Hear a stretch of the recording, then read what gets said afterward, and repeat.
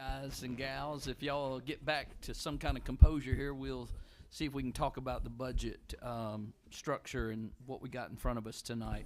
Now, this isn't actually an action or where we can take action. This is just study session for us, so we don't have to call it to order any of that tonight. But we'll take comments from the audience, questions. Our folks are looking at it. Robert's going to go over the kind of the summary of how we kind of laid things into this structure, but obviously it's a working document at the moment, so things could be changed, evolved, twisted, suggested, moved around. So we'll let Robert start so we have a foundation. Okay, we've got a draft behind the budget request highlights. Now that draft will probably change, depends on what's done tonight, but I'm going to go through some of the highlights for you. The first one is the budget includes an annual step for full-time employees at 4% cost of living adjustment. This includes salary for elected officials per the state minimum schedule. The judge is 2.7%, all other elected officials are 2.63. Number two is the election budget includes the cost of 2 elections. Number three, the county buildings budget is $100,000 for the estimated bell tower renovation and $250,000 for the elevator refurbished, and this is to be paid from courthouse renovation, which is a restricted fund balance. And that may actually run more than that, but the elevator is about to die in the old courthouse. Budget also includes $55,000 estimated cost to demolish the old juvenile detention building. And we have an increase in building repair cost of $7,000. I'm sorry, of $30,000. And then we have $7,000 as an increase in utility cost. The number four is property assessor budget includes $10,000 for an appeals attorney. Number five is the reappraisal budget's requesting 2 new field positions, and we've got an estimated amount and a vehicle. These are not included in our draft at the moment. Number six, the IT budget includes $10,000 for overtime and a 10% increase in software cost, including Microsoft 365. I think this overtime was requested by the commission at one point. Number seven, the sheriff's budget includes funding for $7,000 increase in vehicle repairs, $8,000 increase for prisoner transportation, $10,000 cost for the SRO conference, it's no longer funded by schools. ERAD investigative solution software is included, $6,950. There's a $4,000 merit stipend for a grant position. $2,750 increase in class or school travel, $10,000 increase in inmate clothing due to the increase in the population. Requested but not included, 4 deputies, and you got an estimated amount, $302,000. 1 detective at $78,896. Number 8's the EMA budget includes $2,000 increase in building repairs, $1,000 increase in gasoline, $500 increase in uniforms, $1,500 increase in utilities. Included in 178, which is our capital projects fund, is $100,000 in equipment for TACAN and a $44,000 drone. And I think Scott has talked about that previously. The drone has got Chinese components that we can't replace. Requested but not included, 1 additional person of approximately $70,200. The fire department budget includes an $1,800 increase in the communications cost, $2,000 increase in fuel, $2,500 increase in the cost of office supplies to upgrade computers. Not included is a $90,000 volunteer firefighter pay, 6 additional firefighters plus uniforms, in-service benefits, TCRS contributions to volunteers, $70,000 service truck replacement, and $1.1 million for a Class A pumper. Okay, the truck we had originally in the draft, and it needs to be taken out because we're moving it to another spot. Right, Lori? Okay. Next, animal control is requested, but it's not included. 1 full-time animal control officer, $44,450 plus the matching benefits. EMS budget includes an annual budget for the remount. Requested but not included is a mechanic part-time to full-time. That would cost us $10,820 base plus the $9,915 matching benefits. Miscellaneous, the budget includes increases in the annual audit fee, autopsy fees, workers' comp, building, and contents insurance. We were given an estimate recently that that our insurance is going up 8%. Budget includes mayor's request of $100,000 for elderly low-income tax relief program. Next is the highway fund. The budget includes an annual step increase for full-time employees a 4% cost of living adjustment. And the official will be getting the state minimum requirement. Our capital projects fund number 178. This is a transfer from debt service to the capital projects. That's all you can use it for if you do the transfer out. So we have fire, $504,000 for an engine, $25,000 for TACAN radios. EMA will have TACAN for $100,000, drone for $44,000, and a forklift of $50,000 for their new building. We need a forklift because they are the only place in the county we can unload stuff at a bay. None of the other buildings have a bay that we can unload large trucks at. Countywide fueling station system, this is an estimate of $500,000. We will have this narrowed down shortly, but we're trying to get estimates of how much that will be, but that's kind of a ballpark of what we think it's going to end up at. The highway building and equipment of $2 million. He's tearing down the old building and he's going to build a new building and get some large equipment. And I'm going to announce this for Mark, but he's agreed to do an MOU with the county, and the money that he was going to use to pay this back is going to go toward paving over the life of that loan that we had. We've had several discussions with the comptroller about how to do that. And really this is really the best choice. We can go out and borrow the money and pay interest. We tried to do an interfund loan, then we found out we couldn't do that because he has to have a required balance in his fund to do it. So this was our third option, which was probably the best option. Next is debt service. This is a transfer from debt service to the county capital projects fund, and I mentioned most of that above. Transfer from debt service to school capital projects fund. This is for student computers, $2 million, buses, $700,000, TCAT renovation, $2 million, capital projects, $500,000, but there's a carryover, a minimum carryover from the prior year of a $500,000 because they were needing $1 million. Last page, what is not included.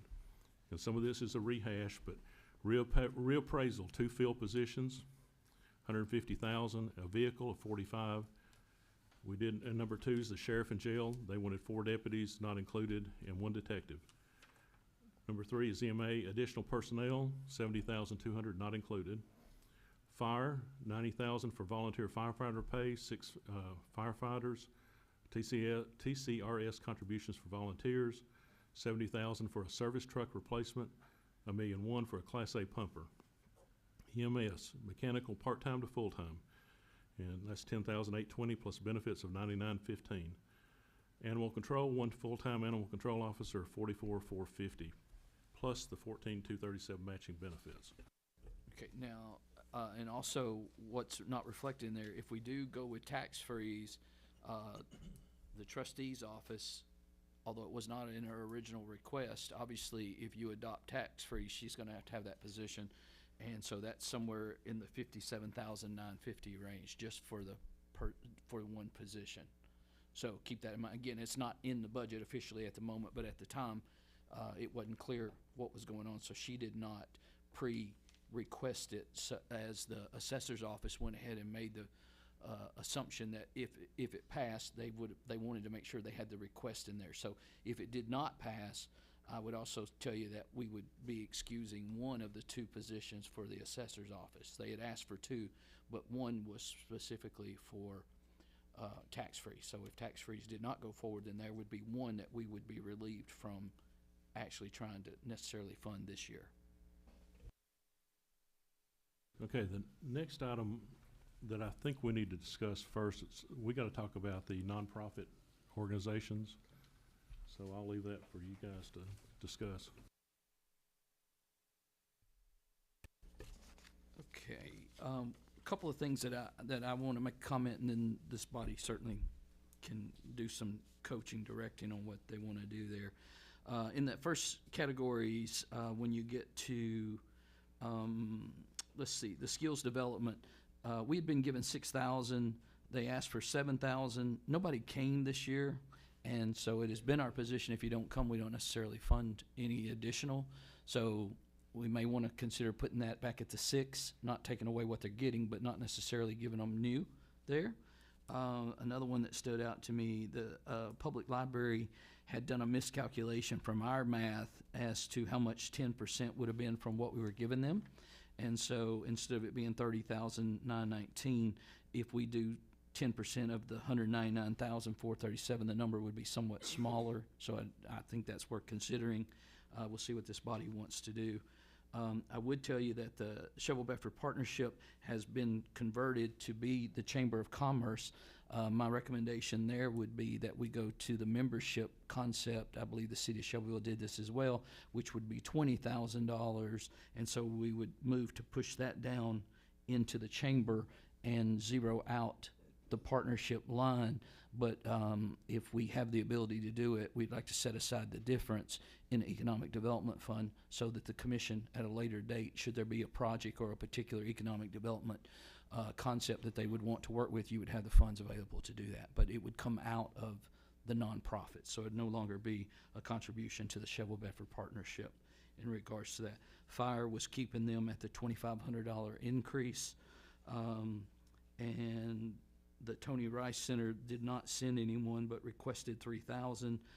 We have not contributed to them in multiple years, and so if you go with they didn't present and we didn't give to them last year, you would withdraw that one. And if you stay with the concept we've had about not adding new nonprofits, the Cooking with the Veterans for $1,200 would come off of there. Now, I would suggest that if folks like his programs are typically events that they choose to do, they could always come back to the commission later and ask for an event to be considered, just like what we're doing with the Juneteenth for the Gillian House. I'm not saying you would approve it or disapprove it, but what I'm saying is even if it doesn't make the cut of the list here, it doesn't mean that there wouldn't be another opportunity or avenue for it to be requested at a later date and considered by the commission and the new Financial Management Committee when that time comes. So that's the only things that kind of jumped out to me, but whatever this body thinks or wants to tweak beyond that, we're prepared to make those corrections, again, so that we can then send the budget books out to the commission for further discussion. I would like to add too that the fire department has requested a building note, and what that is we borrow the money and they just pay us back out of their contribution. They've done that for the Rover Fire Department, I believe, and that's helped them a lot because they've been going out and getting a capital note with their own names. So they're signing the note, and that's really not fair to anyone. It should be the county.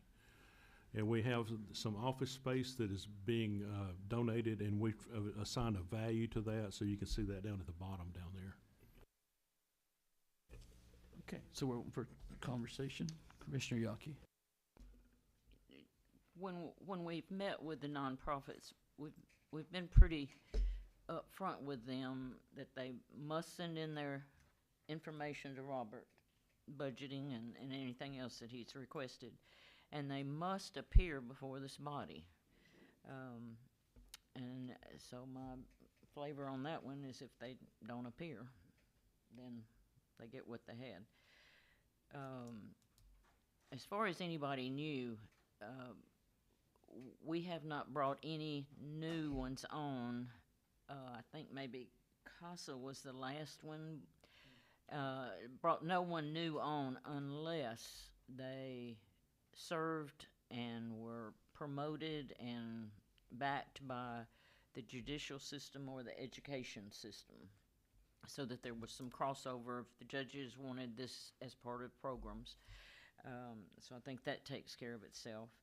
And on the library, I'm a little bit squeamish on this because they did appear before us, and I can't remember the details of what she wanted, but they had valid arguments on it. Yeah, and so Robert has the comments in regards to actually what she said. So When they did their request, they said they wanted 10% more than last year, but they had the wrong number for last year.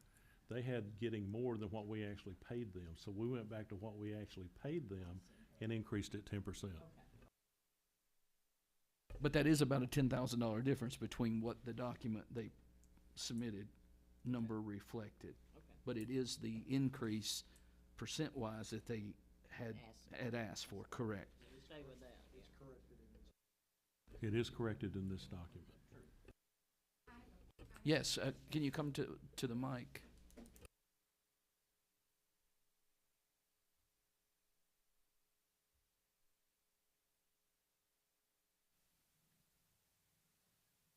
On the events, so are we opening this up to other nonprofits on events? Not necessarily. Again, that's a decision that have to be made by the administration, the finance committee, and really would have to go on to the commission to, if it's not budgeted, then it would be an amendment and would have to be approved. Is that right? Sure. Some of the events we've done have been with governmental entities like War Trace, Bell Buckle, City of Shelbyville. Right. They're not considered a nonprofit. A nonprofit's a 501c3, and we have to have a resolution in that case. Okay, but what, the way I was reading it with an event with Cooking for Veterans, that was an event. And if you start doing that, that would flood your tourism budget. We would still have to get a resolution if we decided to do that as Okay. an event, because he's a 501c3. Okay, because there's a lot of nonprofits that's doing a lot of events, so, Cor- okay. Correct. Okay. And I'm not advocating you do that, but I'm just simply clarifying the air that there are other avenues they could potentially re-petition to the commission for consideration. So But- is but- there a policy of how to proceed to Well, the they'd have to come to the commission? finance committee. I'd talk to the Okay. administration, whoever that is, and then on to the finance Okay. committee. But it may not go beyond that because, again, you're gonna have to be careful about the precedents that you set. Only That's what what we've I'm done concerned about, has been setting a with other precedent. governments. Yeah, This is, the Juneteenth is the only one that I'm aware of that we have contributed separate to. okay, because I just, I'm Correct. concerned about setting a precedent. Wise to be thinking, Because there's a lot of events happening. Okay, thank you. and lots of nonprofits that would like to be on our list. We hear from them regularly, and understood, and they're all great causes, but there has to be some, you gotta have some pecking order or some structure for that. Again, that's why we wanted to verbally talk about how we were processing what we're looking at, because you may want the structure to be different in the future, but you need to understand at least what we've been doing up to now and how we arrived at that, so. Yeah, you wanna come to the, My question goes back to before we were talking about the budget, just real quick. Do we do anything for the volunteer fire? I know volunteer, that says it, but do they get any kind of like insurance or anything from us? Do we do anything? yeah, we need to let Mark, because there's some uniqueness to the volunteer part of it, but of course, we do contribute money to them through the nonprofit structure as well. Right. Yeah, okay. And I'll be happy to answer any questions on that. But in my budget, we also carry the insurance policy.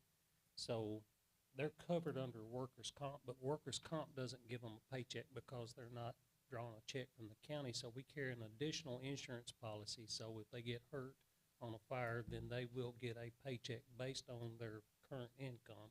It's not a full check, and it'll pay their medical bills along with the workers' comp that we carry. So that's about the only benefit that we get, and that's through the Steve Frost Agency, and I think we're somewhere around 7,000, somewhere in that neighborhood that we pay every year for that. And how we arrived at that was we had one that fell off a roof and broke his arm, and there was no income, and then the county decided we would do that policy for them, but that's the only income they get. Now, the county makes contributions, that takes care of their upkeep on their buildings and their trucks, pays their utilities and things like that. Right, and because what we learned out of that deal, obviously, if they got hurt in the line of duty, our workman's comp kicked in and paid the medical bills and the things, but the workman's comp's 66 2/3 of your income from the county, and a volunteer Yeah. doesn't have income, so their real jobs that they stepped away from to help us that night, now they're out for 6 or 8 weeks, and so that's where this policy helps bridge that, is that right? That's correct. Yeah, but definitely a good question, because we're struggling to get volunteers in all capacities, and certainly high-risk emergency stuff, so, all right, yeah, yes, Commissioner, I'm sorry, School Superintendent. Yes, okay, I support all of your decisions on the first page. I need clarification on the economic and community development. I did find where that 80,000 moved over. Who manages that budget? which department is that under? Is that under the mayor's department? You want to speak to where it went?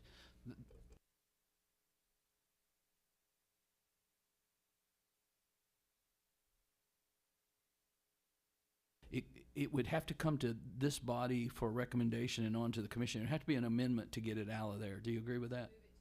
Yeah. You,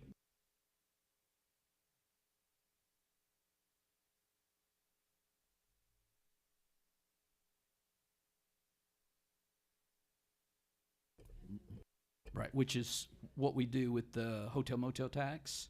Now, the things that we pre-stipulate, like the fireworks, the Christmas, the things that we do, then they can transfer out of there without action. But if it's just a request for something that wasn't budgeted, we can't write a check out of the revenue account. It has to move to expenditure account to be spent. So it will have to go through the structure to be gotten out. That's the way I envisioned we were doing it. That's correct, right? Yeah, You know, the commission would have to decide if they want to spend that or not. correct. And this body and then eventually the commission would have to be explained to whatever it is all about. Right, whatever the project that was So being put It's not just one forward. person somewhere deciding we're gonna Correct. do This, right, and you would assume it would come to this body because it's, the financial component would be what they're asking for, but that ultimately then is on to the commission for debate or approval to, agree to the program that they're trying to put forward or the project or whatever it would be at that time. But otherwise, all that really is doing is just, it's over there, should the county think that there's a worthy project that's economic development oriented, there would be a revenue source there to be able to deal with it, but it doesn't mandate that they actually expend it. If you don't mind, I'm gonna bring up one more thing about the solid waste budget since we're getting to the close of it. If everyone looked at that, I bumped it up 25,000 in the diesel fuel line. And I'm sure all the department heads and everybody, I'm sure everybody's already been running numbers about what we think this is gonna be, but our fuel cost for the highway and solid waste, it has doubled from what we paid in April or March. It doubled into April, and April is doubling into May so far. If this persists, let's just say for 6 months into the new budget, even with that $25,000 that I've added to there, which put that diesel budget at $100,000, even though we're gonna be going here, we're not gonna be traveling over there. With those prices moving, I would like to ask if we could find another at least 25,000 to put in there where we can be safe, because there, in the solid waste budget, there is no what I call fluff that can be adjusted by the budget amendment. It's gonna be new money have to go in there, cause there is no where to move that money. Right, your gallon consumption is going to be there, we just don't know what we're paying per gallon. But Robert, we've talked about that, and Robert will explain what we're planning. We are gonna set aside some money that's not in an individual department for fuel, because that way we can adjust it as we need to, but we don't know either as how much it's gonna go to. But we have set aside, I think Lori can give us the amount.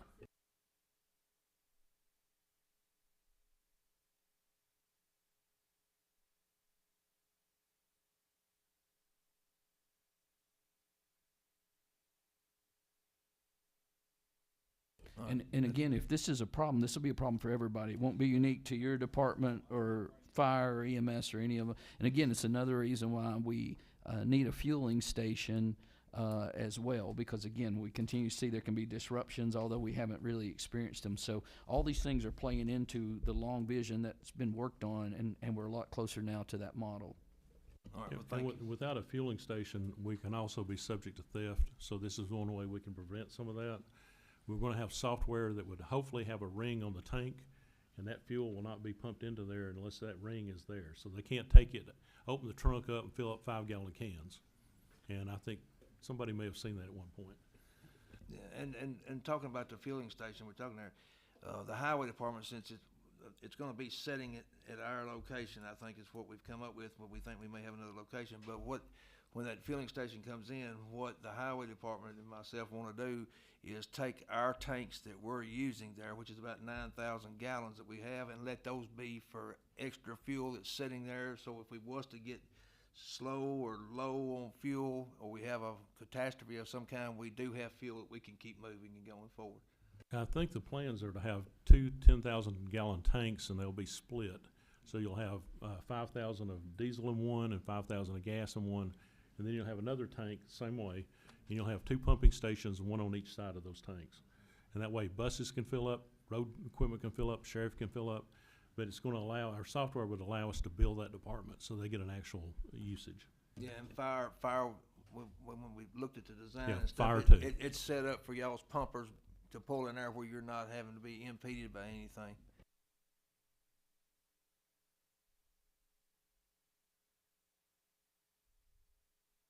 Is from Rover to your place out here, the county maintenance, that's roughly 16 miles that I'll be driving here.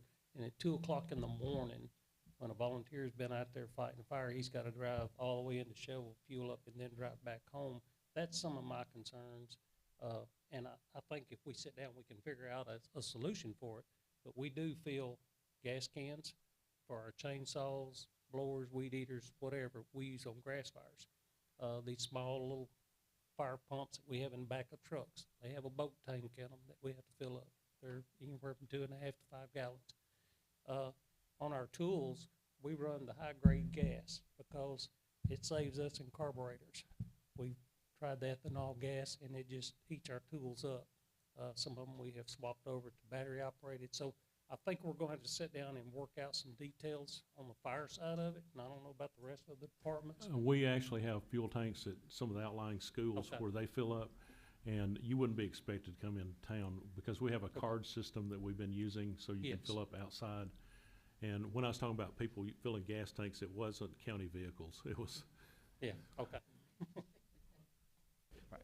So no perfect system. Anything man can devise, man can cheat, right? So, but again, we're just trying to have accountability, and again, it's an important, really operational, to have some residual and resilience in fuel, which is something we do not. And we have had interruptions in fuel even at the county government level not that many years ago. And so again, this just helps take care of that. Are we at a moving on point with nonprofits? Everybody kind of understands how we've arrived where we are? Okay. Can I go back? Yeah, absolutely. On the budget requested part, on the very back sheet, not included. Okay, yeah, we were gonna talk about that next. So when Robert fixes a budget, that budget is not going to include these that time, right? that's correct. So, we look at all these positions that are needed, and our volunteer fire part, and our, not any of these is unimportant. I guess it's where I'm saying, so when you do the budget, how do we look at that if we wanted to do some of these also? We would add it in, and then we'd have to take it from the fund balance that we have set aside, which is pretty tight. So if you can't do that, the only other option you have is to raise taxes or cut something. Right. And again, it's sort of like the box. You could take something out if you put something in, if you didn't want to add to it. Yeah, this was I wouldn't say easier point, but this is the elephant in the room, and this is where we're ready to now talk about that in regards to, we simply did not add any positions to any of them till this body starts to gnaw on that a little bit and think about what it's going to take to just continue to operate what you're doing. And right now, the tax rate of the 150 certified is projecting to generate, so that you got an idea what the certified tax rate is generating versus what we have in here, and then we talk about what's not in and how we can do that. We have a new tax rate in the county general. It's 92 cents. It went from 143 to 92. A penny generates 214,500. Last year was 135,000. So assessments went up, but the rate went down. And the only reason there's an increase is because of property that was added last year that was not under that new assessment. So growth money. That's about 3 or 4 pages over. I'm sorry we don't have these numbered, but this was a draft, and we were doing our best just to get you a draft today. So Right, so with everything in that we've talked about, except the things that we clearly at the moment said personnel is not in, what does it look like that generates as a fund balance for starting conversation?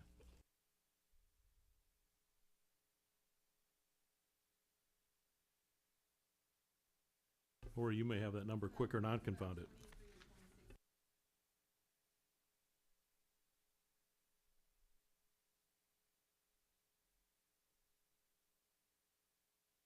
Right, and last year our fund balance was, when we started, was in what range? Do you remember? I-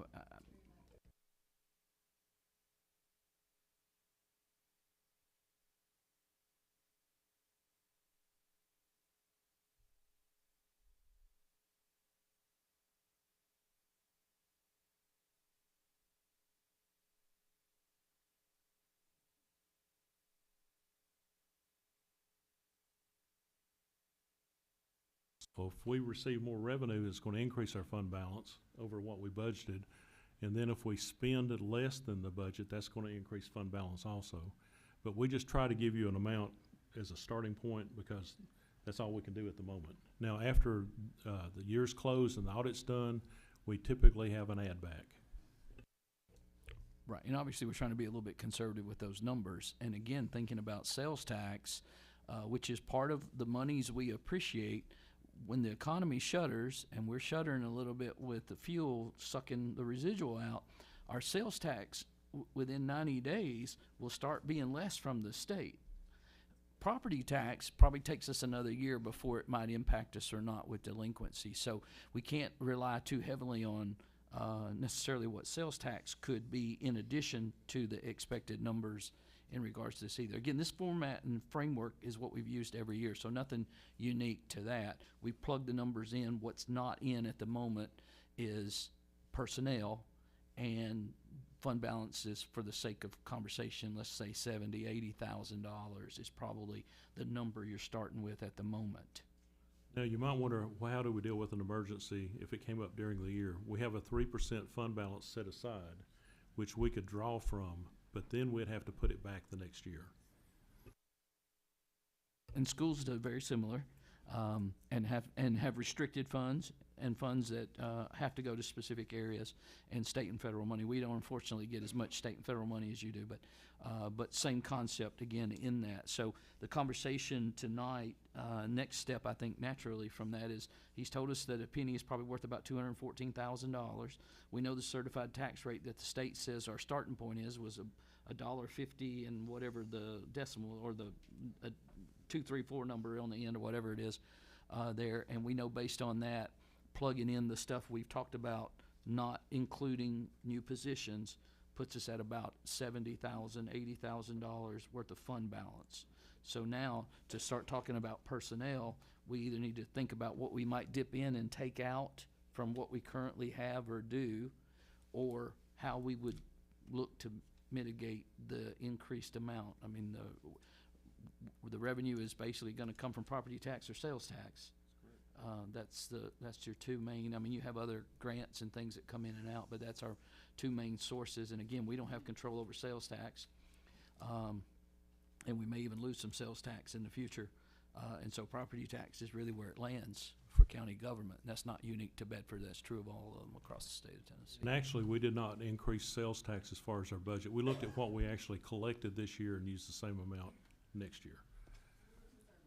Yeah, I don't want to increase it because if the economy drops, then we're hurting. And that happened in the past. We had a negative growth. So that could happen again with this gas issue. Right. And now the comptroller's office reviews these budgets in the end. And so if we were to be clever and say, well, let's just raise what we're projecting for sales tax or property tax or delinquent rates or any of those things, they're going to review that. And if that doesn't actually compute to the trends, they're going to push back on that. Is that correct? They wouldn't approve our budget.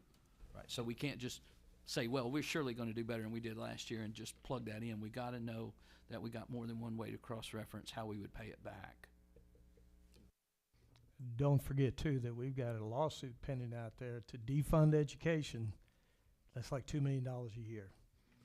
I understand it's even more than that now. It's like 2.8 or something. I think Mr. Blevins told me that. Thank you for the correction, 2.7 million. Right, and it's reoccurring, so keep that in mind too. It's not one time that we gotta find, or in theory, if we lost, we would need to find 2 million and then it would be behind us. That would be continuing going forward, correct. Before we go on with the general fund, I wanted to mention there's a drug fund. It's the blue paper behind it. That's their budget. There's no real changes there. And the green paper is 131, which is the road fund. And I think that's pretty self-explanatory. Then the salmon colored page is debt service, and that was the fund that would be affected by that $2.7 million. And then the last one is the yellow sheet is the school capital projects, and the white sheet's the county capital projects. So I just wanted to let you know those are in there. This is a draft. If you see anything you think you might want to change, you can let us know and we'll see if we can incorporate it. But we've gone through all the revenues, looked at the projections and tried to be conservative, but also we tried to use as much as we could, like the penny, for instance. I used a 4% delinquency, which is better than what we have. We're not at 4%, we're actually coming in better than that. But still, you gotta be conservative on it, because in the past, we've had it up at around 6%. Now, I was just, before you came in, I was trying to do some quick math and people were coming in and I'm easily distracted. But I calculated if we added all the positions that we've not added in yet, with the benefits of them, again, unless I made a calculated error, that looks like to me that's about $1.2 million. And then if you divide 214,500 into that, it looks like to me that's about 5.5-cent tax increase if you were to just outright absorb that and not cut anything. I'm not advocating that you raise taxes, but I'm trying to put in perspective for you what it looks like revenue-wise to offset for that. Commissioner Neely.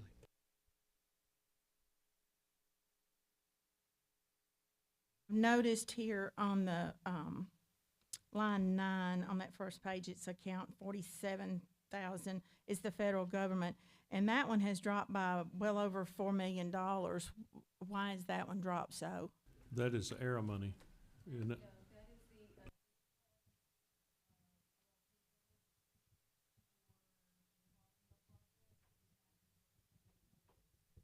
And we're not getting that anymore, so.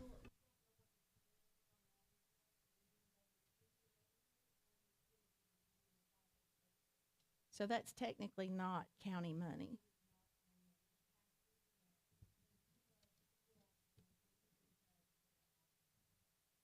Okay, I was just curious because it was such a big drop.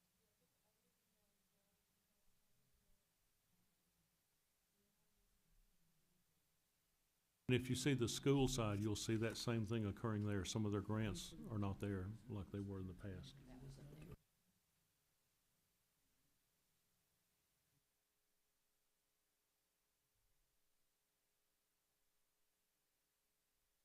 So what we'll do is we'll try to take into consideration these discussions and have a new draft. We plan on a budget book at the next commission meeting to pass out, and then we'll have another work session after that.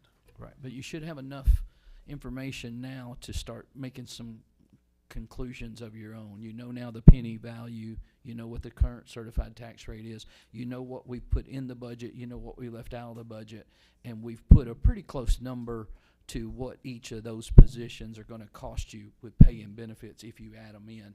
Now, again, it's not to say that there couldn't be some model that takes something out to try to soften it, but if you were just simply talking about staying with where you are with about the $70,000 fund balance, everything in but the positions, and then you laid them in, it looks like to me, if I'm just talking straight math, we're talking about 5.5, maybe 6 cents to do that math. And that would then bring them all in. Now, again, this is not anything associated with schools. Schools set separate, and really highways do. And they have revenue sources in some ways, but they also have to have support from us on their sides. So again, let's keep in mind that we're talking about the county budget, county general budget, not necessarily schools or highways when we're talking about these things. So there's no question, it's a delicate balance to continue to manage growth And because when you think about positions, a lot of that is directly related to growth or new expectation put on the model. I mean, it's really one of the two. And so we've done a pretty good job through growth monies to kind of absorb inflation and cost of living increases and step raises. We've been doing those each year without having to adjust the tax rate to do it. And how we've done that is because growth money has come along to help balance that.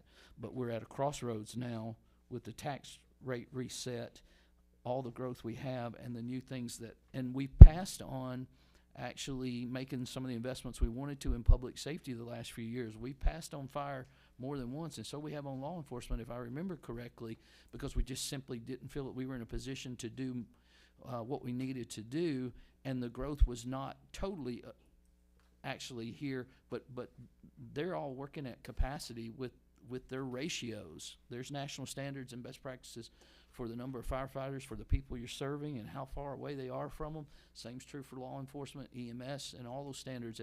And we strive, and we have for the last 8 years that I've been here, and surely they did before me as well. But we've strived to meet national standards and best practices, and we're not overperforming anywhere, guys. And so anything we cut is going to be a further reduction in the service we provide. Now, again, we can't tax the public to death either.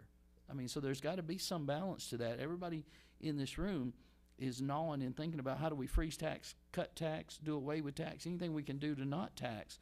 But it is a component of operating the county government. We have no other revenue sources or streams as a county government. And again, it's not unique to Bedford. This is true across the state. The Mayor's Association is battling this regularly about where we pick up additional revenue. Cities potentially get them from other components, not just sales tax, but they get the lion's share of the sales tax because they're where the bulk of retail happens. And so 50% of sales tax stays with where it's collected. The county collects very little sales tax that is just ours. That's basically the Dollar General stores and the few mom and pop stores that are outside the incorporated areas. That's the only place we're getting true sales tax for us to reinvest back in the community. The 50% is collected in Bell Buckle, Wartrace, Normandy, and the city of Shelbyville. They keep that 50. Now the other goes to education, but that's just a drop in the bucket to what it costs to educate. As we know, we fall short there as it is. So it doesn't matter who sits in this seat. They're going to have this same delicate balance that this team has walked this, and this commission has lived this. But it's not getting any easier. It's getting trickier every day, and people want to clamp down and tighten down further, and I get it, and let's do that where we can. But again, if we're not meeting national standards and best practices, if we're not overperforming in any particular department, name the department where we're overperforming, then if we cut anything, we're going backwards. I mean, I don't know how you could explain that otherwise. But we can't tax people to death, and we've passed on some hard decisions. We may have to find ourselves making some decisions here that we're not comfortable with. But where we're at tonight is, I think, just leave you guys knowing none of these new positions are in the model that we currently have it built. But we're going to be coming back. We've got to come back and act on them in the next meetings. Is there any questions or comments that this group want to make? And I'll make sure they don't want before we read. Okay. I wanted to mention the schools have passed their budget, and it will be in that budget book. So that is the one the Board of Education passed. Okay. Yeah. It does include a 5% raise for all staff. That's really the only difference over last year. We did not add any new positions or anything because we knew we're in the same shape with the low fund balance. And so I like the fact that you didn't put those in this budget because the school did not either. And if you remember, we had a mandate that we had to at least do a little over 4% to get to the minimum salary of $50,000. This was the last year that we had to do that. So, and it's been a long time, but since the schools, probably more than 2 decades, Robert, that we've had an increase in our operating budget in the school system. And so it's been a long time that we've made do. We have had money in the, debt services and borrowed money for schools, but the actual operating budget has not increased in a long time. Right. And again, I think your model reflects ours as well, and that is we we were able to continue to move forward because of growth money, but we're all seeing growth money slow. It's not going away, but it's slowing. And so that growth money is really how we were managing, taking care of what we currently do, not adding new services, not doing the new things that you ought to do, need to do the national standards for. This is just trying to continue to provide the service you provide. And the growth money is slowing. We're seeing it on our side. They've seen it on their side. And that's going to get even more tricky in the next year or two if the trends continue. It's not unique to Bedford. We're seeing it across the state and probably across the country as well. But Tennessee is where I'm zeroed in on, trying to figure out how we keep this fragile balance in place. So is there anything else this group wants? All right. Any of you guys in the audience, any question or clarification or something maybe I said that you didn't understand about the budget structure? Again, no action here tonight and not in or out, but right behind this, Robert will have at the commission meeting the budget books that will have the numbers in and everything, where we'll be able to direct you specifically where to look for your questions and answers.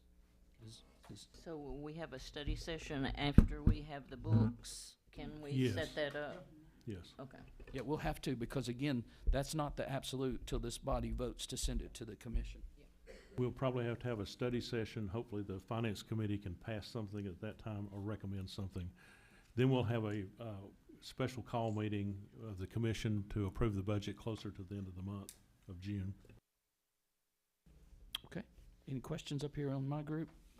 All right, what about in the audience? Okay. Thank you guys for being here with us. This one, again, wasn't one we had to adjourn because there was no action here. Thank you.